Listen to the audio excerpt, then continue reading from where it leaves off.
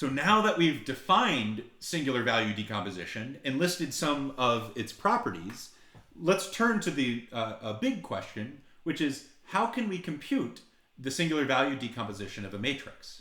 So how can we start with a matrix A and calculate U times sigma times V conjugate transpose? Well, let's walk through a step-by-step procedure that will produce an SVD. So I like to call this the SVD algorithm.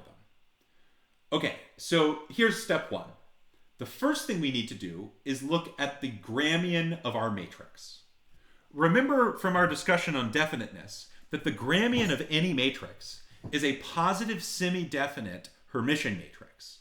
What this means is that all of the eigenvalues of the Gramian will be non-negative. So in step one here, what we do is we order the positive eigenvalues of the Gramian, meaning that we ignore all of the eigenvalues equal to 0. And when we order the positive eigenvalues, we always account for algebraic multiplicity. So we might list the same eigenvalue many times if it has a large algebraic multiplicity. In step two, we use the spectral theorem to factor the Gramian of our matrix with the spectral factorization. So we take the Gramian A star A and we factor as V times D times V conjugate transpose. And this, of course, is where D is a diagonal matrix whose diagonal entries are the eigenvalues that we ordered in step one. And believe it or not, that's the hardest part of the process. Once we have a spectral factorization of the Gramian of our matrix, all we need to do now is apply two formulas to calculate sigma and V star. Sigma is the square root of D, and U is A times V times sigma inverse. After we define sigma and U, we have V from the previous step, and we have our singular value decomposition. So let's look at an example. In this example, we took a matrix A. This matrix is 3 by 2, and we applied the steps from the previous slide.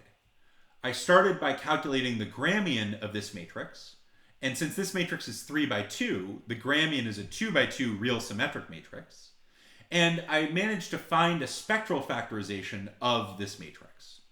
The way to read the data here is that the eigenvalues of the Gramian, whose columns are 2, 1, 1, and 2, are 3 and 1, and an orthonormal basis of eigenvectors is given by 1 over root 2, 1 over root 2 as one vector, and then 1 over root 2, negative 1 over root 2 as our second vector. So here we have the Gramian factored according to the spectral theorem. Now we take this information and we define sigma as the square root of D. So to take the square root of D here, since D is diagonal, we just take the square roots of the diagonal entries. So 3 becomes root 3, and 1 becomes root 1, which is equal to 1.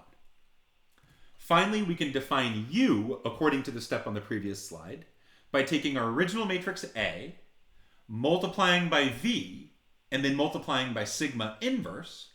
And sigma inverse is easy to calculate because it is a diagonal matrix with positive entries on the diagonal. So all we need to do is take the reciprocals of the diagonal entries. So root 3 becomes 1 over root 3, and 1 becomes 1. After these steps, we have our singular value decomposition. A is equal to U times sigma times V conjugate transpose. What I have here are two other examples that I have not written out in full detail, but I will release one of these examples where I work it out from scratch on pen and paper. So look for that coming very early this week.